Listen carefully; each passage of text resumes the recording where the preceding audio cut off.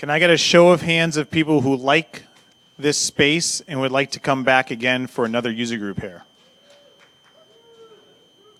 Not too shabby, huh? Just make sure to keep on tweeting so we can, so the company stays afloat.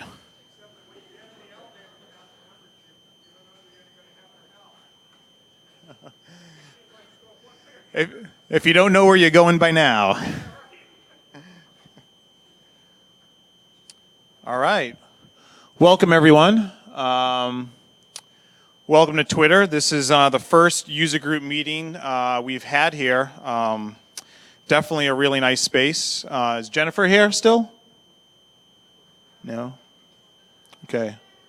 Jennifer over there, Twitter has done a lot of help to help us organize and make sure that everything was running smoothly here. So a little clap for Jennifer.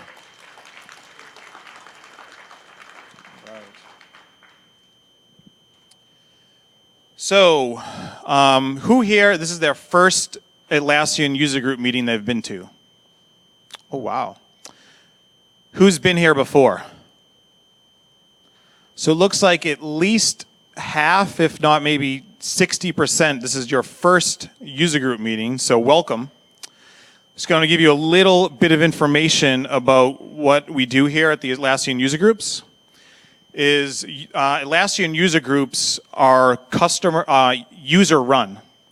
So my name is Tony Pelosi, and I've been doing this now for 3 years. Thank you. 3 years ago, I went to a Jira 4 launch event over at the Atlassian office in San Francisco, and they were looking for someone to kind of take the helm and lead the user groups for this area. So I volunteered 3 years ago, and this is the 12th user group meeting that we've hosted over the last 3 years. And this is, not sure exactly how many people here. It looks probably close to 100, but this is definitely one of the larger user group meetings we've had. They started off probably about 10 people, 20 people, 30 people, and worked their way up. And now we have so many people, it's actually become quite an event to host. So I've actually decided to kind of let someone else take the helm and take ownership and lead the user groups in the future. So we're actually looking to split the user group up. We have a lot of people who here came down from the Peninsula or East Bay or South Bay. And who here came from San Francisco? So we have about 40% of the people here came from either the Peninsula or East Bay. So what we're hoping is that we actually create a few groups.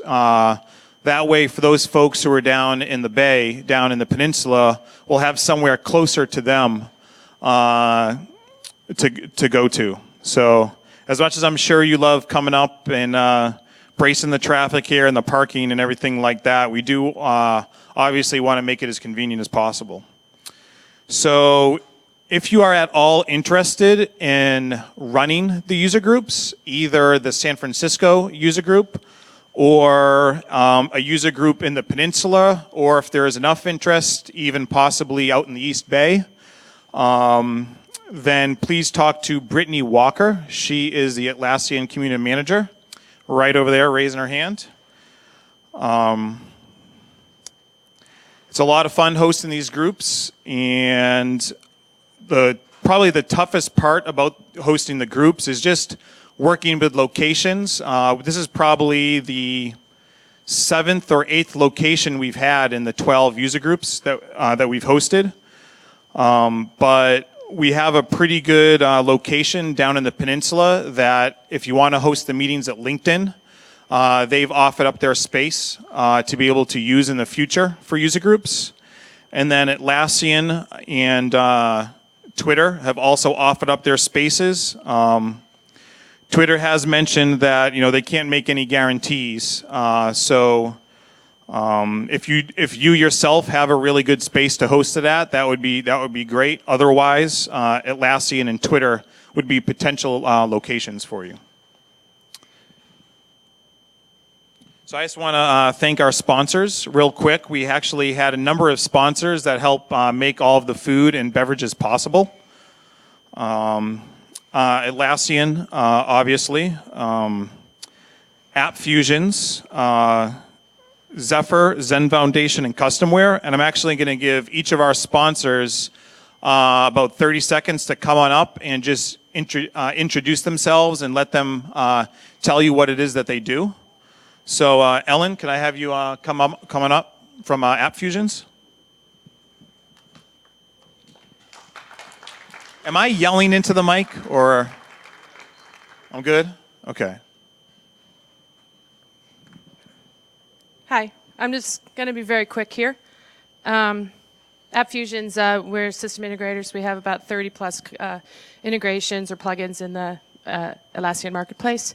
We do all sorts of professional services. You name it, we can do it. We've done it. We just let us know. For today, though, I'm mostly interested in telling you guys. Probably you already know about it since you're the Atlassian user group, and you guys are a little bit closer to the pulse than most. But as you guys know, Atlassian Stash is Atlassian's new Git repository manager, and App Fusions has a new plugin. It's called Source Code Importer for Stash. And I encourage you guys to pick up one of these flyers. It also has an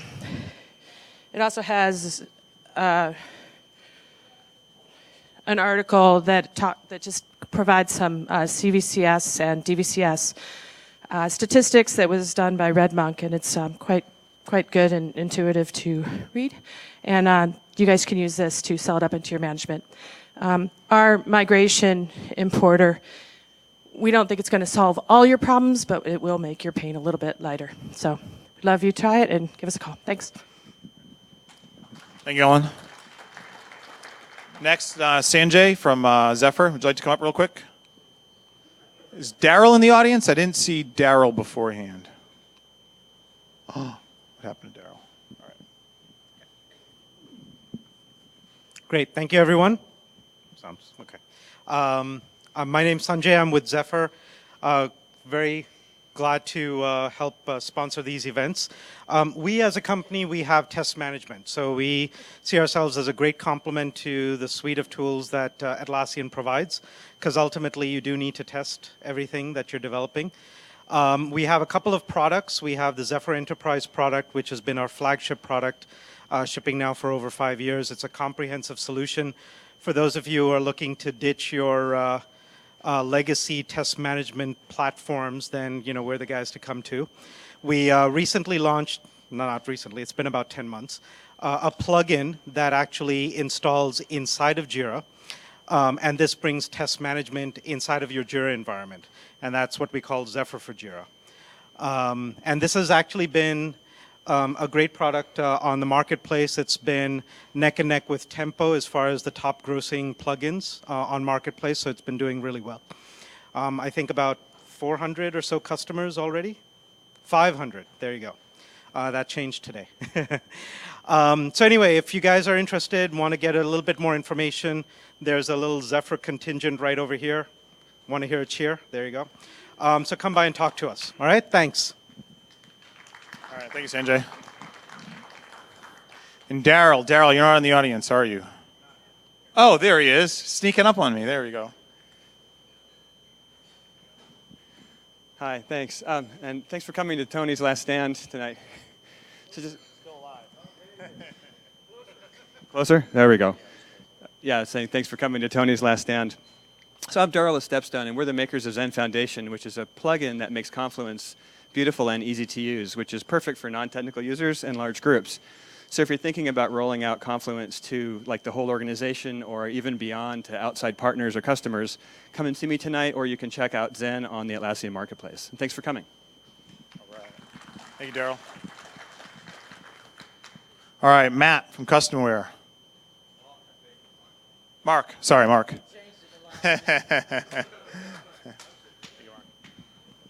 Hi, my name's Mark, or you can call me Midnight. That's what most people call me. There's a story behind that. It involves a summit, Atlassian Summit 2 years ago, but I'll leave that for, if you want to come and see me over a beer, I'll tell you about the story. It involves a Cal train, the Midnight Cal train.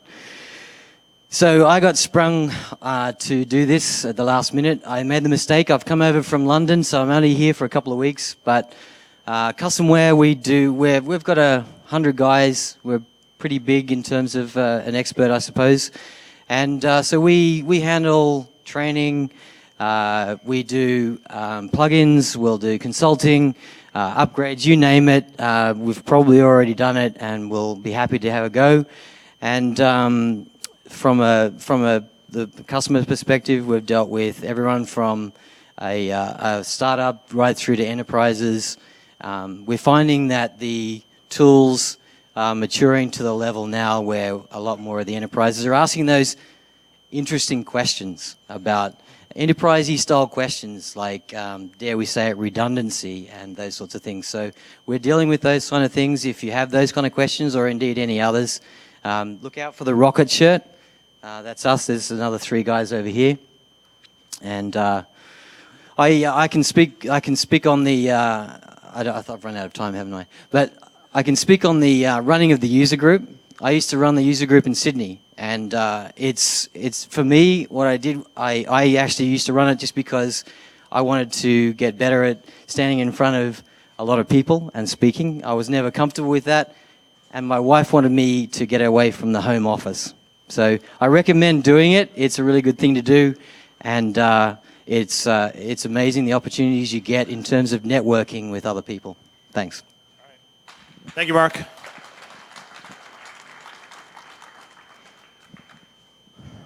All right, tonight's agenda, we have 3 presentations. All presentations tonight are by Atlassian. Just for those 60% of you who are here for the first time, we like to get presentations from our users as well. So we've had a number of users over the last 3 years who have come up and presented.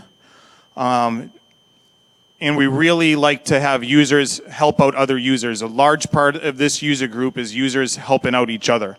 So for future user groups, if you have something that you think is that you want to share, it doesn't have to be some 20-minute very intricate presentation. It could be a 5-minute case study or best practices or something that you've learned.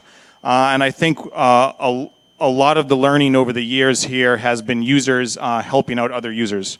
So for future user groups, I would definitely want to push you guys. If you have something to share with everybody else, please think about presenting at a future user group meeting.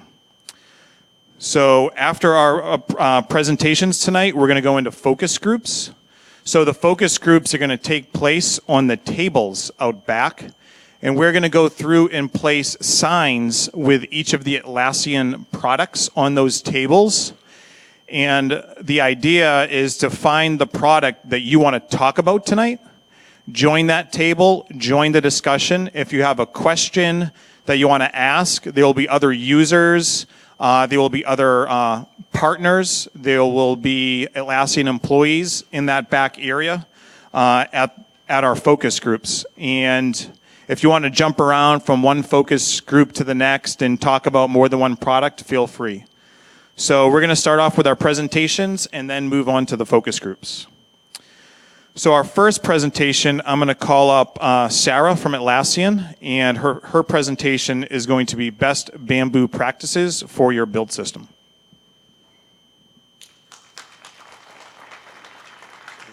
Switch. You just have to talk pretty close to this. If you don't talk close, it sounds like.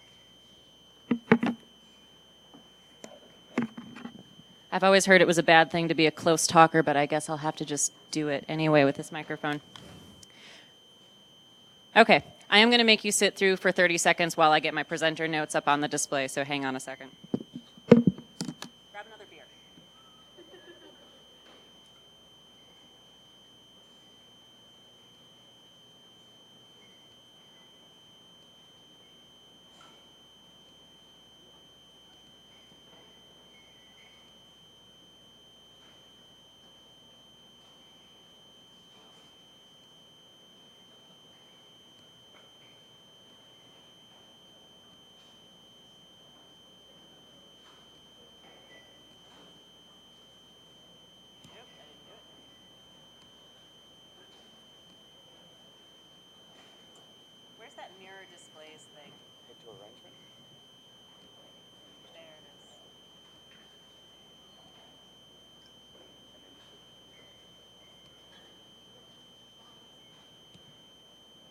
I've given this presentation before. You'd think I would have this figured out by now. I'm sorry.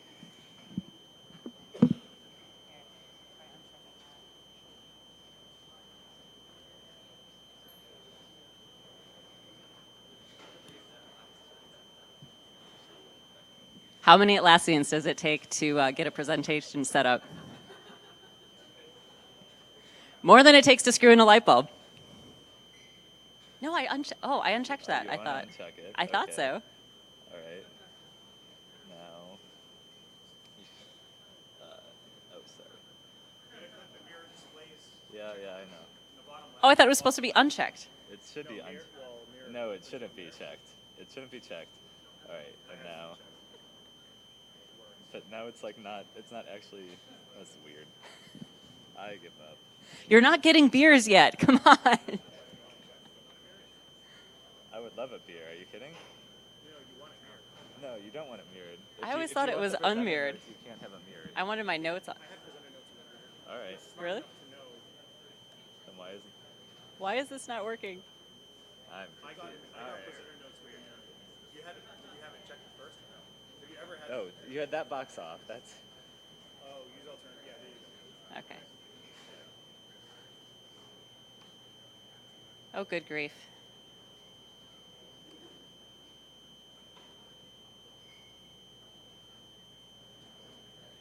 Somebody accidentally closed it.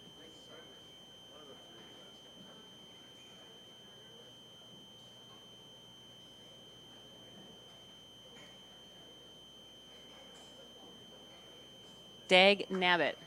I really need presenter notes. I don't have this thing memorized. I'm so sorry. So I think there's one of the sharing. Try hitting the share menu on Keynote. There was I'm sorry. The share menu. Does that? One of those things will set it maybe play. There's a switch in here that. Customize presenter display? No. Try view. Try view. Oh, no. No. There's a. Just to humor me, try turning on mirror. Okay, I will try that. Because I had mine turned on. It is turned on right now. Oh, it is turned on. Now I'm going to turn it off. Yeah, shoot. I know I've had this happen before where there's like one of these menu things just. Let's go and try this.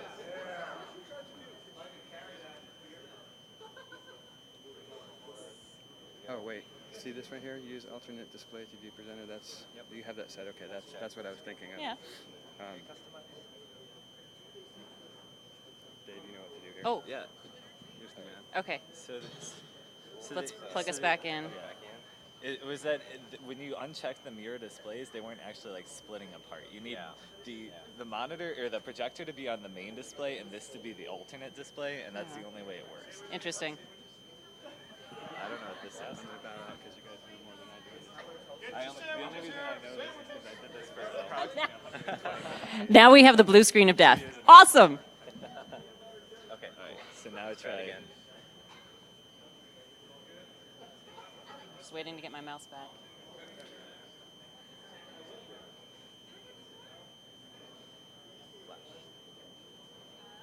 I'm alive.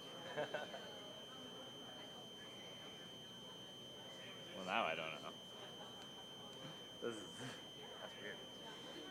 Peter's alive. Yeah.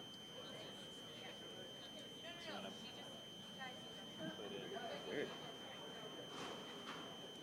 Do you want to try hooking yours up and then I can. There you go. I can always do my presentation second. We'll see if we can get it going on Dave's machine, and then if we can, then I can load my presentation onto his. He can go first.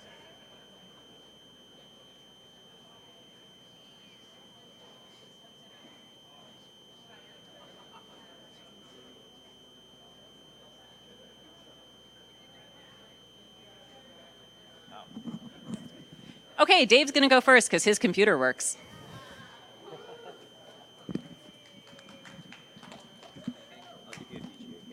Okay.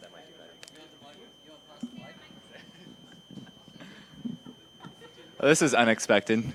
I have a reputation at the Atlassian office for not liking shoes, but I feel like Twitter probably wouldn't appreciate that as much as Atlassian does. The last time I spoke in front of a Atlassian group was for Atlas Camp, and I like this better because I get here beforehand. So my talk today is about the Atlassian marketplace. So my name's Dave. If you haven't met me yet, I run product marketing for the Atlassian marketplace, and so I'm going to share with you today a little bit about what we're doing with the marketplace, why we're doing it, and then what you really care about, which is what's on the marketplace. So a little bit more about me. I've worked in product marketing for 7 or 8 months at Atlassian since July on the marketplace, and my job is to help vendors sell add-ons in the marketplace. And so I do whatever I can to help them out. So whether that's writing blog posts or sending out tweets, or we put out an Atlassian marketplace newsletter, kind of like the iTunes newsletter for Atlassian plugins. We do case studies and press releases, whatever we can. I measure my success and my job by how many plugins are sold on the marketplace and how well our vendors feel like they're doing. So today we're going to go through, I'm going to go through what the marketplace is, what it means for you as customers of Atlassian, and then share with you 10 add-ons that I think are, particularly awesome. And hopefully I'll have some time for questions at the end. And so this is the marketplace, and hopefully you're not thinking, WTF is this thing? So we launched the marketplace back in June as it's a ground-up overhaul of the entire experience of discovering and installing and evaluating and purchasing third-party add-ons for our products. I mean, so Atlassian's been involved in building plugins for a long time. Like we have had the plugin SDK since 2005. Since 2007, we've been running Atlas Camp developer conferences, and we've always made our source code extensible for anybody who has a Atlassian license to modify Jira or Confluence as much as they want. But why build an ecosystem for our products? We really believe in this idea of a kind of a virtuous platform cycle, where the platform provider builds like a host product that can reach a sizable audience, and then you have a group of third-party developers that can build and sell add-ons for that product. And then finally you have this awesome base of end users who are the joint customers of both the platform provider and those third-party developers. And so then the health of this cycle depends on everybody getting something of value. And so let's start with the end users. I'm going to go out on a limb and say that the goal of most companies is to expand its customer base. And that's volume in this equation. And with volume comes a diversity of needs, and that's increases proportionally to the volume. That's the first time I've used an exponent since like college, so hopefully that's correct. I think that's how math works.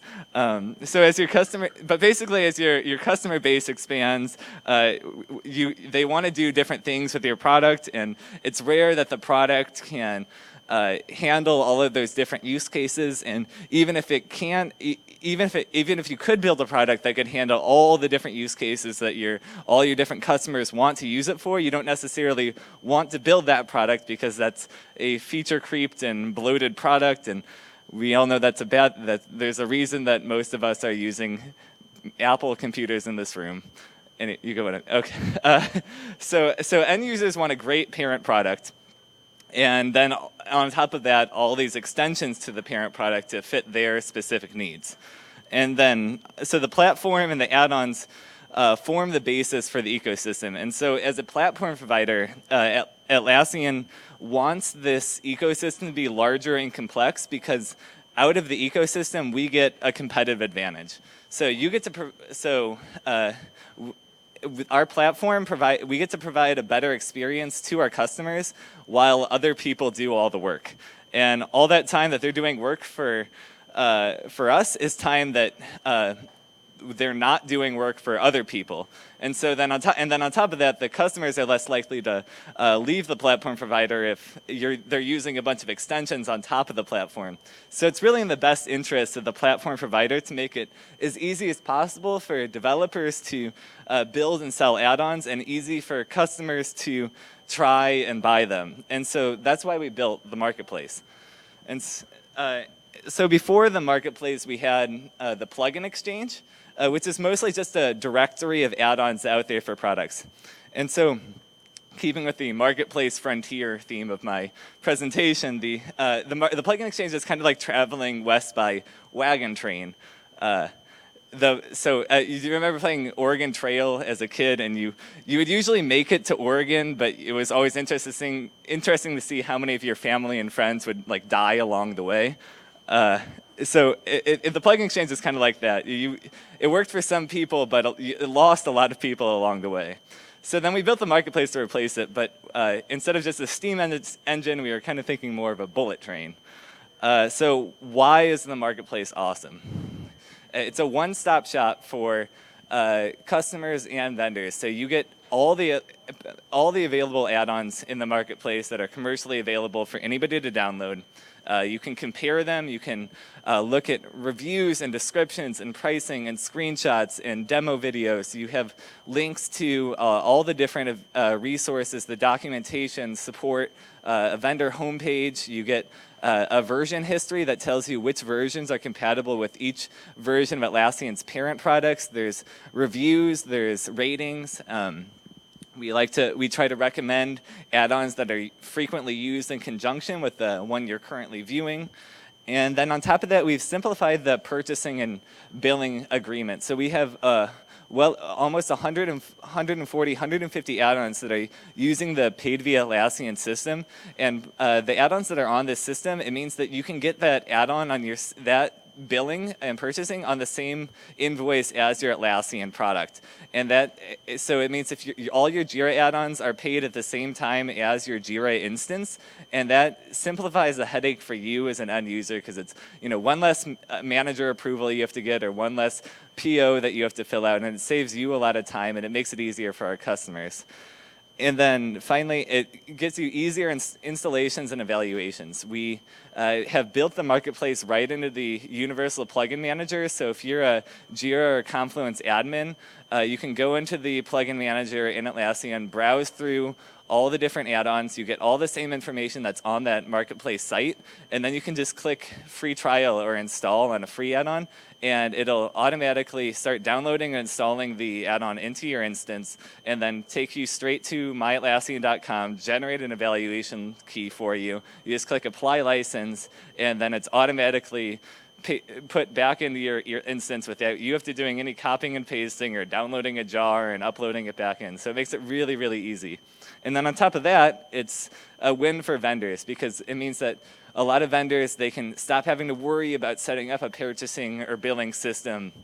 They can spend their time working on tightening up their marketplace profile without having to build out, a whole website. So we're trying to relieve vendors and plugin developers of a lot of the kind of extraneous work that goes into developing a plugin, so that they can focus on what they do best, which is writing code that solves the problems of Atlassian customers. So with that, I'm going to just run through kind of a lightning round of awesome add-ons for Atlassian products.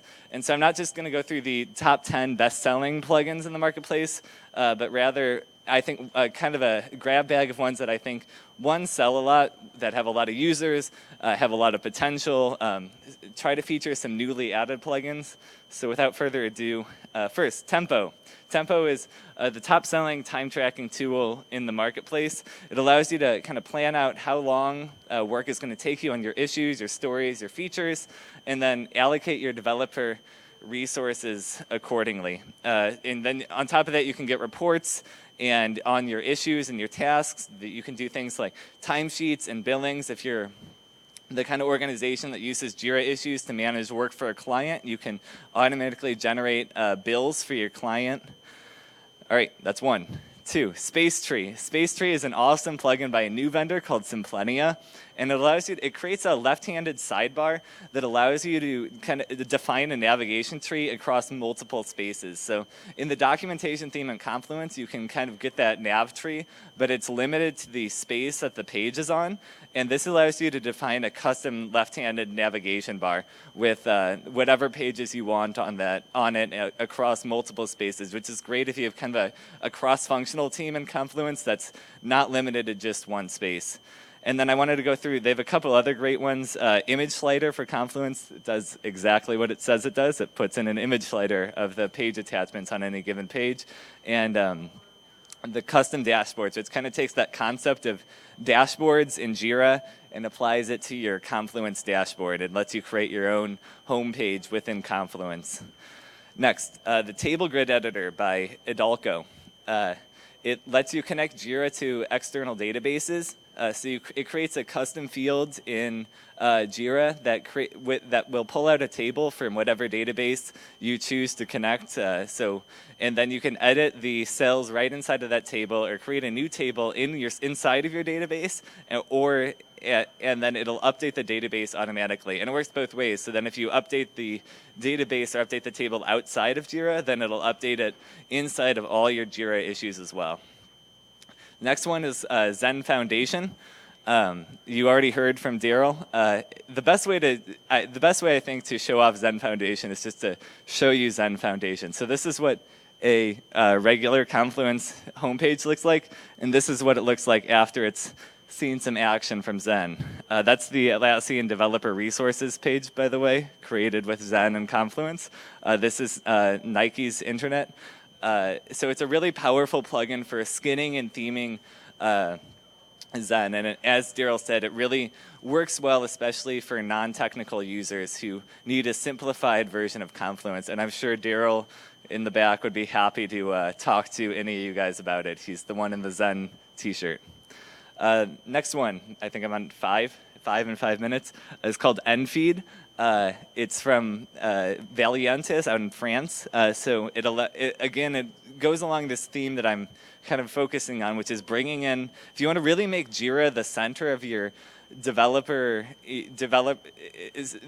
center of your development team, but you have data that's in places besides just Jira, then you want to really bring all that information inside of Jira. And Enfeed lets you do that. It creates custom fields that will bring in data from any SQL database, so MySQL, MS SQL, Postgres, and then also any static file on your server, so a CSV file or an XML file, or any REST resource, so JSON, XML, whatever you can serve up, it'll pull it into your Jira issues in a custom instance. You can do set up step-by-step selections, all kinds of menus. It's really cool.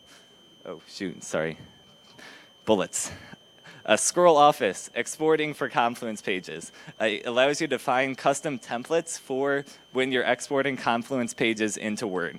So if you want all H1 headers from Confluence to look the same way in Word or body text, or you want to have static text on every page you export from Confluence, like a watermark or a copyright, then this is the plugin for you. It's one of the most popular plugins for Confluence. It really nails the one piece of functionality that you're looking for. So if you're the kind of organization that really uses Word a lot and shares a lot of Word documents, but you want to take advantage of Confluence's collaboration power, then this is kind of a must-have. And then it also supports third-party plugins like Glyphy, Balsamic, ad hoc workflows that create images on your Confluence pages and lets you export those as well.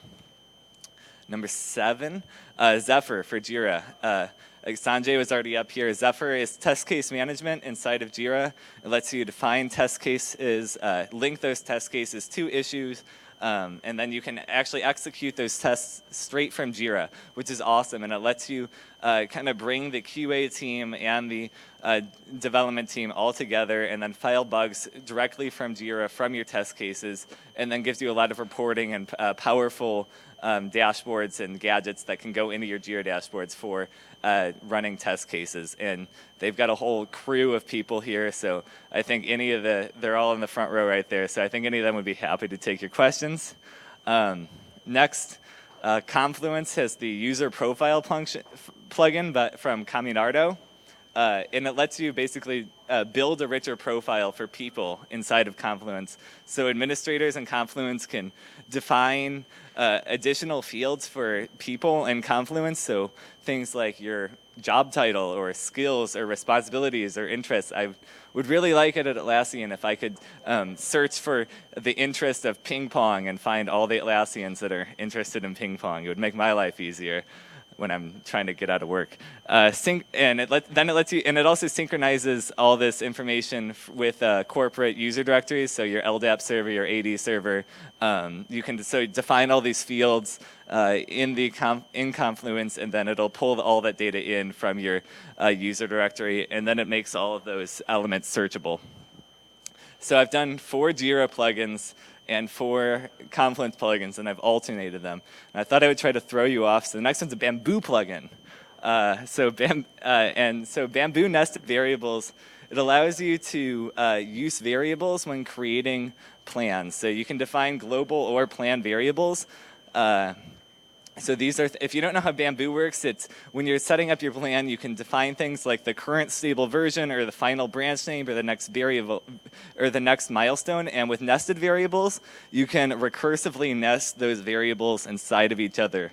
It's kind of hard to imagine how it works, but trust me, it's really cool and really powerful. And then for something like, if you have a bunch of different plans and like 60 or 70% of them use the same plan variable, but there's some that don't, then you can't really define a global variable, but you don't want to have to change that plan variable for every single individual plan. And so it lets you set one variable and then it'll repeat it across all your plans. It really simplifies Bamboo maintenance. And then the last one, I thought I'd go even farther down the wormhole here, and it's a plugin for Stash.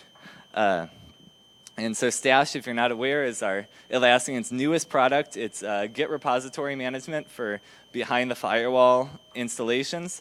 And so Awesome Graphs is just an awesome reporting tool for Stash. It lets you visualize your contributors, commits, punch cards. So this is what it looks like. So this is a contributors graphs, and you can see which users are committing to your repo and how frequently. This next one is for commits, and so you can see day by day how many people are committing, which days have the most commits. More people commit on Tuesday and Wednesday than Saturday and Sunday. And then this one I really like, which is a punch card.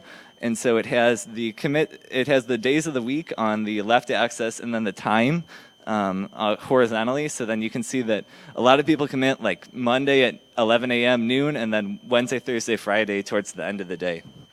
So when they're getting in from the weekend and then towards the end of the week. So you're probably asking yourself, what do I do now? I got away from the Frontier theme for a panda. So I would say try out an add-on. It's really easy. All you have to do is go into the marketplace, click that big blue free 30-day trial button, and you can get started trying out an add-on. Or if you're not an admin for Jira, Confluence, or one of our tools, just go request an add-on. So assuming you're running a relatively new version of the Universal Plugin Manager in your instance, you can just go click on your user menu in the top right corner, and there will be a little link that says Atlassian Marketplace, and that takes that admin experience of the UPM and puts it right in front of every single user. And so you'll get a screen that looks like this, and you can just click request, and you can add a note, and it'll send it right to your admin, and they'll tell you, and you can find out from them why you don't have that plugin yet, or they'll be able to see that, like, 20, 30 people in my organization want that plugin. Maybe I should think about trying it out. And then finally, there's probably a lot of developers in this room. And I mean, I don't know what contractual obligations you have, but I do know that there's a lot of money to be made selling plugins in the marketplace. We just crossed over $2 million in gross revenue, and we only started in June. And if you're probably, given that our source code's extensible, you've probably already written a plugin or two. So I would highly recommend checking out Atlassian's developer resources site, checking out the SDK, seeing if you've got a good idea for a plugin. You can always get in touch with me, and I'll happily give you as much feedback as I possibly can. So that's it for me. Please don't look at my Bitbucket. But feel free to get in touch with me on Twitter or send me an email. Thank you so much. Can I take a question or should we go? So I can take a question or two if there's one out there. Otherwise, I'll hand it off to Sarah. Awesome. Well, I don't think there's a marketplace table in the back, so I'll probably just run around until somebody talks to me. But thank you so much.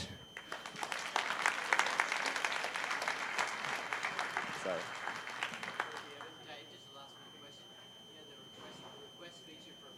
Yeah.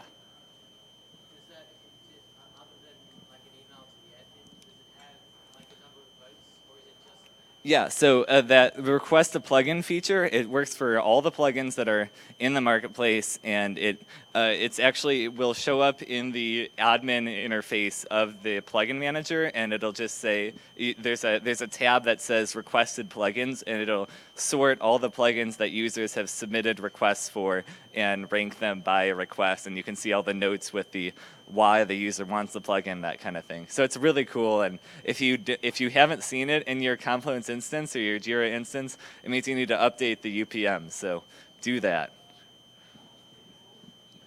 Now I'm trying to find the mouse. There we go. Here. Let's get rid of that. Where's your dock?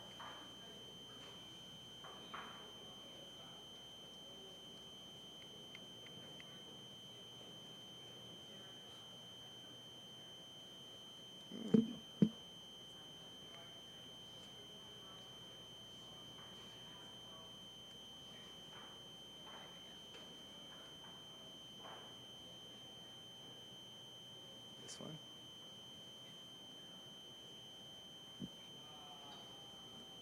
All right. You need this. I will need that. Thank you. Okay, big fat fingers crossed here.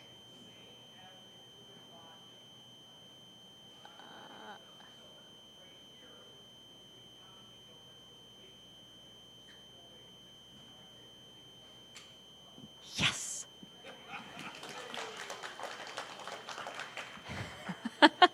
All right. And yay, I have 2 USB ports.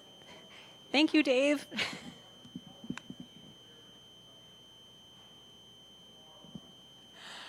Yay. All right, so my name is Sarah. I am the product marketing manager for Bamboo.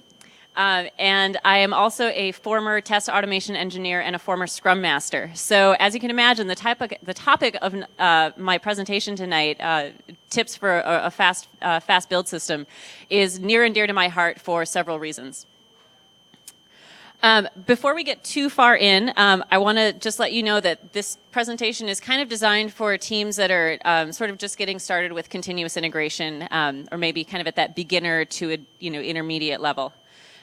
If you and your team are already doing like full-on continuous delivery, continuous deploy, I apologize in advance for boring you.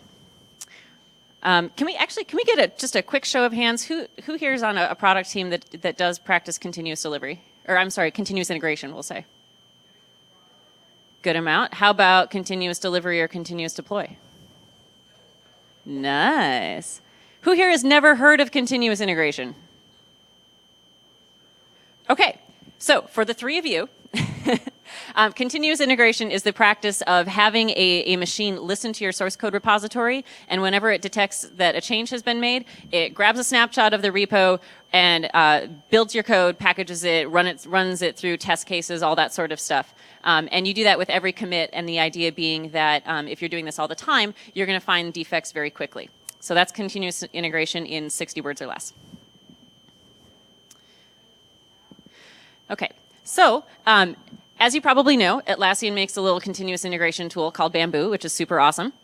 And the screenshots that you're going to see here tonight are all from Bamboo, naturally. But what I'm going to be talking about is I'm going to be talking at kind of a conceptual level. So the ideas I'm presenting here are things that you can take back to your team and put into practice, regardless of what continuous integration tool you use. So first, let's talk about why we even care how fast our builds run. In my opinion, it is all about getting fast feedback to your developers, like the results of automated tests or whether or not there were any compile errors.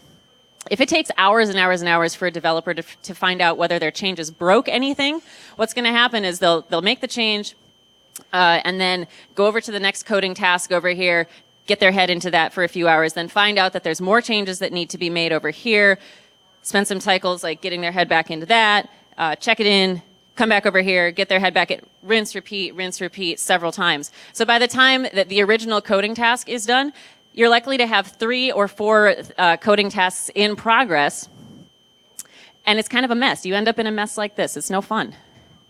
I don't know about you, but I do my best work when I'm focused, when I'm not multitasking. I like to leave the multitasking for computers. So the goal of an efficient build system is to get feedback to the developers fast enough so that they don't have time to get like totally absorbed into the next coding task and end up in a totally confusing mess like this. So some of you are managers, product owners, etc., and you might be saying to yourself, well, if my team and I invest all this time and effort into getting fast feedback to our devs, what's in it for me? So what's in it for you is efficiency. Yay, it works. We write better code and we write it faster when we are focused. Like, I don't drive safely and talk on the phone and eat, at the same time, and I don't code safely when I'm coding 3 or 4 things simultaneously. Why? Because I'm distracted. This leads to more bugs being introduced and more features being implemented like incorrectly or incompletely. And then we have to waste extra time cleaning up that mess. So another consequence of juggling 3 or 4 tasks at the same time is that each task will tend to extend out over several days. And depending on what your source control system looks like, you might end up locking up files that another developer needs to work on. So that creates a bottleneck in your whole process. No good. And even if you don't have your files locked down when you're working on them, you can, like, let's say that I'm working on a file and I see Justin Stepka in the back. He's programming. He's doing some programming. He's working on the same file. Well, if we're both like pounding away on this thing for like 3 days, when we're done, we're going to have to merge our changes together, and there's likely to be merge conflicts or some sort of thing that we're going to have to untangle. So we spend extra cycles doing that.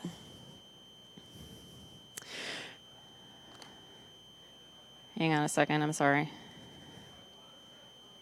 So, yeah. What do we cover here? We got the first 2. Right, and the other way that efficiency helps you out is that if you're getting test results really fast, it increases the chances of finding bugs when they are new and easiest to fix. And this is because the developer's mind is kind of still, the coding problem is still fresh in their mind, and more code hasn't been layered on top of the bad code.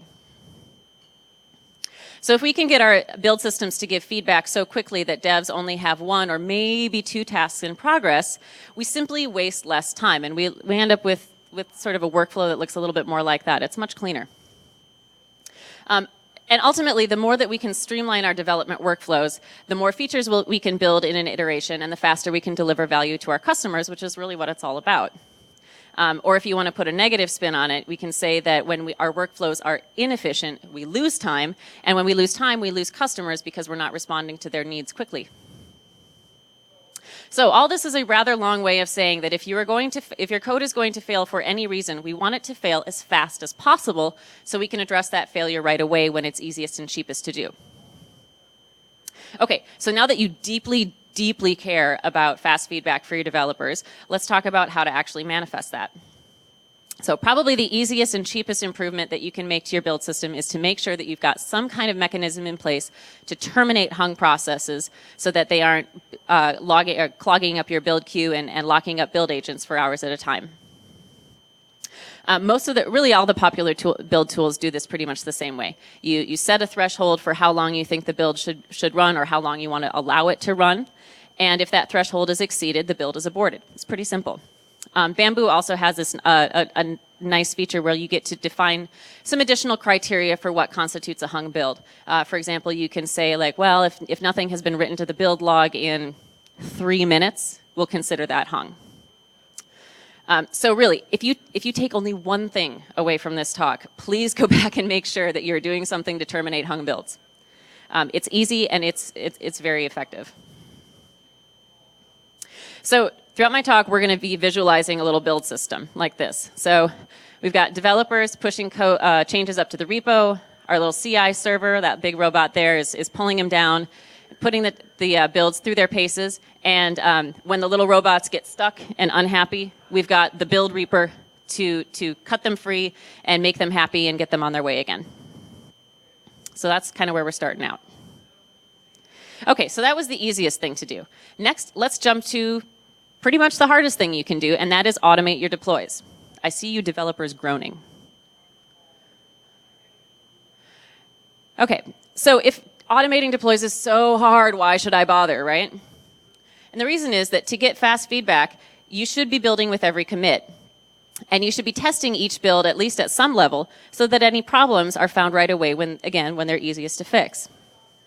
So unit tests alone are not going to find, well, actually they won't find most of your bugs because most bugs lie in the integration points between the different modules of your application or in the integration points between your application and a third-party app like a credit card processor or something. And unit tests simply don't exercise those integration points. So you need to run some UI level, or maybe UI level tests, but certainly integration level tests, probably API level tests to really suss out those bugs. And to do that, it almost always means deploying your application out to like a full-fledged test environment. But to deploy each build by hand would require one ops or DevOps engineer doing that pretty much full time, which is not only painfully boring for them, but rather expensive from a staffing perspective. So you automate the deploys. And automating deploys is an upfront investment in staff time, but it pays dividends in several ways. Because, see, the thing is that automating deploys, the deploy automation itself isn't all that hard. What's hardest is the prerequisites for making that all happen and happen fluidly. And the very hardest part about the prerequisites is getting your environment standardized. Because you can't really do automated deploys if you've got a lot of Snowflake servers, like each one's a little bit different. So automating deploys sort of forces you to eat your vegetables and keeps your environments from drifting too far apart. And the more deploys you automate, the more your ops engineers or your DevOps engineers have bandwidth to, frankly, work on more interesting things. This could be production monitoring or increasing uptime or scalability projects. You know, all the things that the guys with beards really love to sink their Red Bull stained teeth into. You got to give them that space to do it. So, pro tip, in my opinion, so you can take it with 2 grains of salt if you want, you get the most bang for your buck by automating deploys to your lowest level environments. That's usually going to be like your shared dev environment or maybe a QA environment. And the reason for that is because that's what you deploy to most often. So when you embark on this project, I recommend focusing on those low-level environments first, live with it for a while, get all the kinks worked out, and then gradually march that up through until maybe you're automating deploys out to production. All right, so now with automated deploys, our build system is looking like this. So we've got the little robot that's pulling down the package. So that's coming along. So if and when you have deploys automated, the next thing that you can do is to pass a pre-packaged build or pre-packaged artifact or build of your application to that deploy step rather than having the deploy step recompile and repackage it. Now, when I refer to an artifact, this of course means the jars, the wars, the tars that we're accustomed to with compiled languages. But really an artifact is anything that you need to manipulate or operate on in the course of your build pipeline. So it could be a zip file containing test data. It could be a code coverage report. I mean, for purposes of this discussion, we can keep the definition of artifact pretty broad. I want to show you this cool little thing. I love this graph. So little anecdote, when we at Atlassian started passing pre-built artifacts to our deploy steps, we were able to cut 40 minutes off the time that it takes to do a full build and test cycle of Jira. There's the graph to prove it. Because not only do you save on that compile and packaging step, but you also save on the checkout step as well. And if your project is large or old, like Jira, for example, is like it's a 10-year-old product. It's got a huge, ginormous code base. Just checking it out, just checking out all that code can take 10 minutes. So, so skipping that is a big win, especially for large code bases. With the artifact, like once you build the artifact, of course, in order to pass it somewhere, there's got to be, well, you have to have some place to pass it to, right?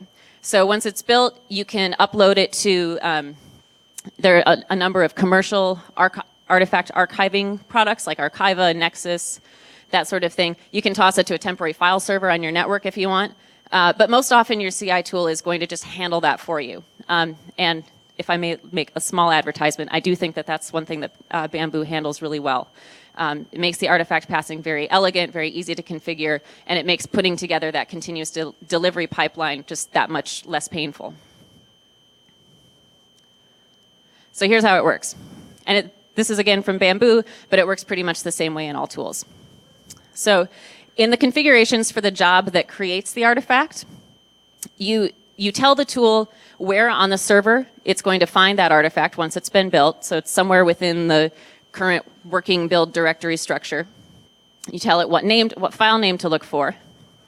And then in the consumer job downstream, probably your deploy job, you create a dependency on that artifact. And again, you tell your Bamboo or your tool where to place it, within that job's working directory, so that your deploy script or your third-party deploy tool can access it and then send it out. A little close up. There we go. Okay, so there are other benefits to passing artifacts as well, the primary one being confidence.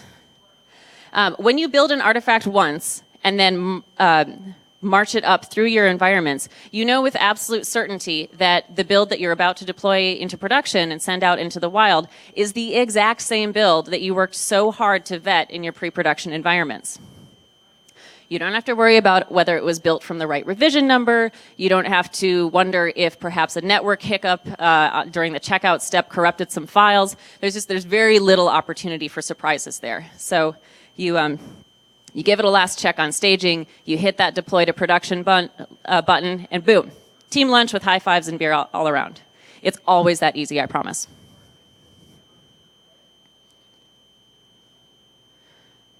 Okay, so back in our build system, even better. We've got fewer actors involved there. Okay. But is that really all that you can do? I mean, if you don't have deploys automated, you can't really take advantage of the artifact passing. So thankfully, there are other things you can do. Probably the single most effective thing that you can do to speed up your builds is to paralyze your tests. Paralyze, rather. Okay, so first, let me say that this is going to be most effective for integration, API, and UI level tests.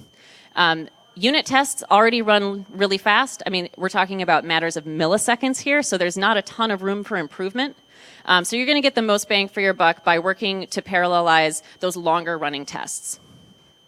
And you do that by taking your test suite and dividing it up into batches, and then running each of those batches as its own testing job, and those can run simultaneously. Any of the major CI servers are capable of doing this. Your only limitation is how many build agents or build slaves you have, because obviously you can only run as many simultaneous jobs as you have robots to do it.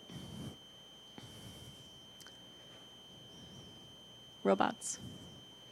Okay, so I want to share with you my personal favorite way to parallelize tests or to split them into batches, and that's with something called groups. Groups are a feature of a number of testing frameworks out there. TestNG has it, and TestNG is for Java, and I believe you can use it with Ruby as well.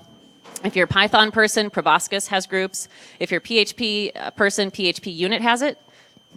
For us Java people, most of us use JUnit, and JUnit, last time I checked, does not have this groups thing, but you can use TestNG and JUnit in combination, so you're safe.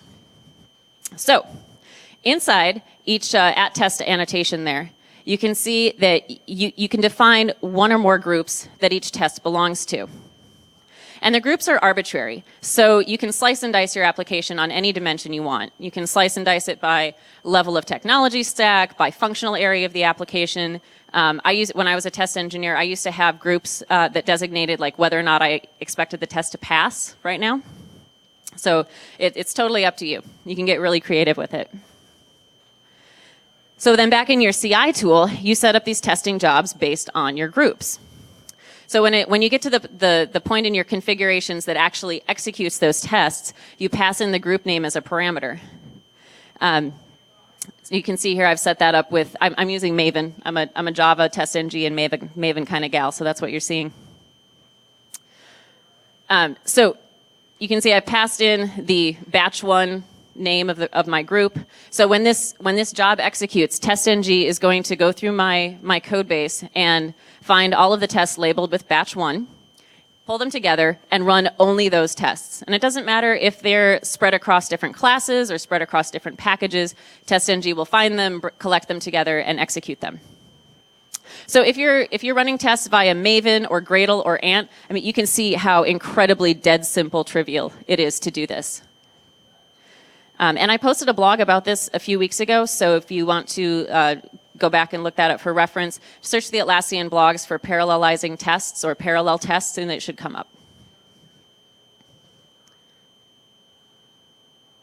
And you can take this idea of parallel test jobs about as far as you want. Really, your only limitation, like I said, is your number of build agents or build slaves. This is a snapshot of one of our CI builds for Jira, and you can see that we have, that looks like about 25 jobs running in parallel. And one thing that I really appreciate about Bamboo, being a former QAer, is that you can see I've circled this little red circle over here. That is an aggregated test result. So Bamboo will automatically pull the pass-fail numbers from each of those 25 jobs and give you one nice, clean, simple number to look at. You don't have to click through each of the 25 jobs and write it on a piece of scratch paper and do the math in your head and carry the one and get lost. So that's a really nice feature. Okay, back in our build system. Ta-da! That is looking like a faster feedback loop. So last on our journey today is the idea of dividing your build and test cycles into tiers or loops that run in strategic intervals. This is something that we do at Atlassian, and we've done it, I think, to great effect. Okay, but what the heck does that all mean? So let's say that your entire build and test phase takes about 3 hours to run through. It's an awfully long time for a developer to wait before finding out if their changes broke anything. And let's say that you have about 20 committers on your project. And between them, your repository sees an average of like maybe 5 or 6 commits per hour. So if you do the math, 5 or 6 commits times a 3-hour build cycle, I mean, unless you've got like an army of build slaves, your queue is going to clog up in a hurry, making those wait times even longer. So try this. First, create one plan or mini pipeline, if you want to think of it that way, that gets triggered by each commit and does just 4 things. Checks out source code, compiles, runs unit tests, packages the artifact, and stores the artifact somewhere where the downstream loops can get at it. So this all might take 10, 20 minutes to run through. It's long enough to document the changes. And where are my devs? Where are my developers here? You all document your changes, right? I'm looking at you. You do. Okay. So it's long enough to do your due diligence there, maybe grab a cup of coffee, but it's not really long enough to get like absorbed in that next user story. So this becomes your inner loop, and it's a quick sanity check for your developers, and that's all it's really meant to be. Then you create an outer loop that deploys a build to your test environment and executes those longer running API integration and UI level tests. So you run, and this loop you run, I don't know, maybe 3 times during working hours. The idea is that that's infrequent enough that it keeps the overall load on your build system fairly low so that that inner loop can run lickety-split whenever it needs to. But it's also just frequent enough so that the number of changes introduced between each run of this outer loop will be relatively small. So if it uncovers new defects, it's still going to be fairly quick to trace that defect back to its offending commit.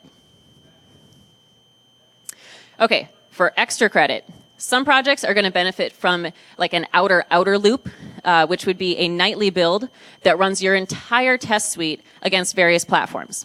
This is something that we do at Atlassian with most of our products. So for example, we'll take a build of Jira and we will deploy it and fire it up on a Linux box that runs Postgres as the database. And then we'll do the same thing for a Linux box that runs MySQL, and then a Windows box that runs Oracle.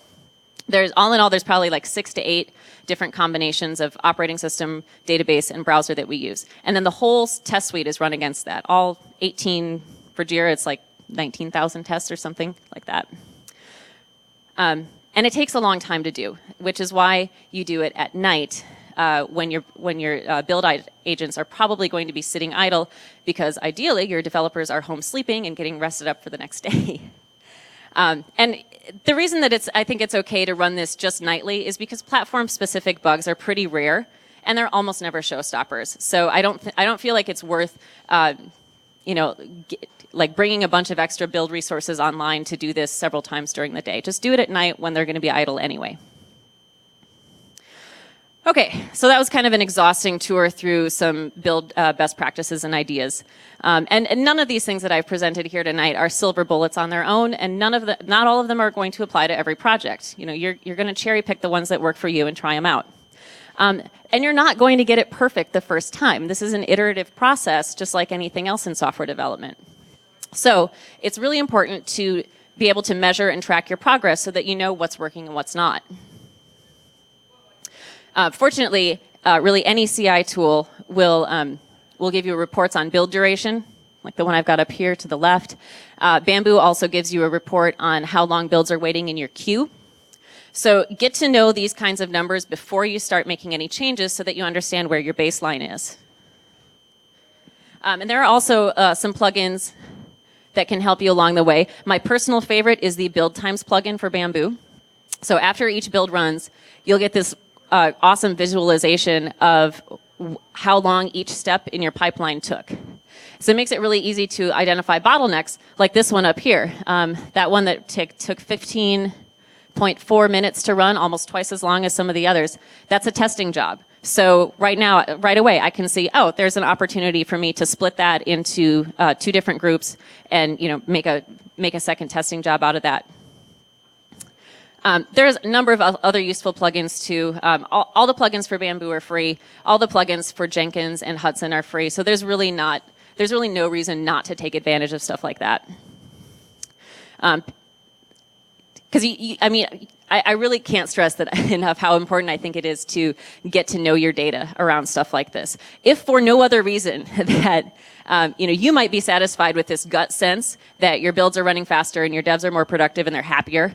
But when you present all your hard work to management and advocate for that raise or that promotion, I guarantee they're going to want to see some stats. So be ready with those stats. All right, so that's what I've got for you this evening. Thank you for being so patient with the the technical difficulties. It's so quintessential. I hope you've enjoyed this talk. I've had a fun time standing up here looking at you. Before I sign off, I want to say that my contact info is up here. Feel free to ping me or in whatever fashion. If you want to get a copy of the slide deck from tonight, I'd be happy to share that with you. And I've been advised to dedicate this presentation to Rudy. If you want to know why, you may ask Rudy during the roundtable section. Okay, so I probably don't have time for too many questions, but are there 1 or 2 quick ones? Okay, sweet. I'm going to turn it over to Miss Christina Bang.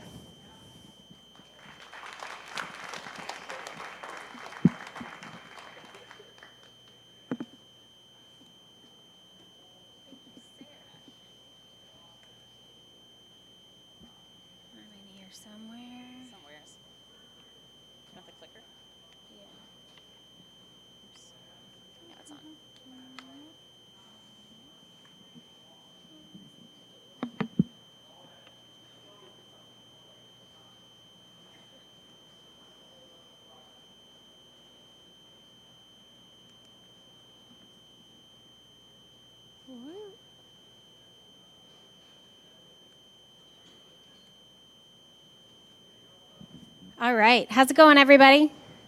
How's my volume? Good? Okay, I'm going to make this quick. For those of you I haven't met, my name is Christina Bang, and I've been at Atlassian 4.5 years, and I'm on the Jira product marketing team. How many people here use Jira? All right, you can put your hands down. So here are some examples of types of requests, and these kind of requests, I'm sure many of you are familiar with. They might be IT, kind of service desk requests. They might be something that you would direct toward HR. But I want to ask you, how many of you in this room are involved in the process behind handling these types of requests? All right, a few hands. So I want you to raise your hand again if you handle any of these types of requests in Jira. All right, a few. So what these essentially come down to are two different audiences of people. You have people who make requests and the people who handle them. And these two people have different needs. So I want to talk to you about the needs of these two groups of people. So the requesters, the people who make these kind of requests, need something very simple, something lightweight. They need a little bit of guidance. They don't always know who they're going to send their request to. They need something that's really easy, or as easy as, if not easier, than sending an email to the person who's going to handle the request for them. They need a way to check the status of their request, which might just be walking over and tapping on the shoulder of somebody, but that tends to disrupt the flow of work, and we want to kind of avoid that. And they need a little bit of lightweight collaboration, maybe just answering questions on their request from the owner. And that's pretty much it. That's all these people need. But the owners of this request need a little bit more structure. They need something powerful behind it. They need a process. They need a workflow. They need to be able to limit what the people who make the request see about what they're doing with their request, especially if it's something that you're sending to IT or HR. And they really want to avoid kind of the headaches and hassles of people walking over and asking them the status of their request. So we want to solve this problem. You guys have this problem. A lot of other businesses have this problem. We think that we have a pretty good idea of how we can solve this. So we think that this is really just, it's simplified issue creation for those requesters. It's a powerful back end and a workflow for the owners, for the people who handle these requests. And in the middle, for those of you responsible for the process behind it, it's kind of a front-end builder for this issue creation. So here's a little bit of a sneak peek. This is actually a mock-up of something we're thinking about building. So if you want a simple form, you might be able to change the name of the fields, pre-populate something. Once the requester submits this, you want to say, oh, if it's this type of request, it needs to go to this team. If it's something else, it needs to go over to HR. Gives you a little bit of structure and control around these kinds of requests. So we want your help in trying to solve this problem. We've got a code name for an internal project for something that we're working on, and we're calling it Viewport.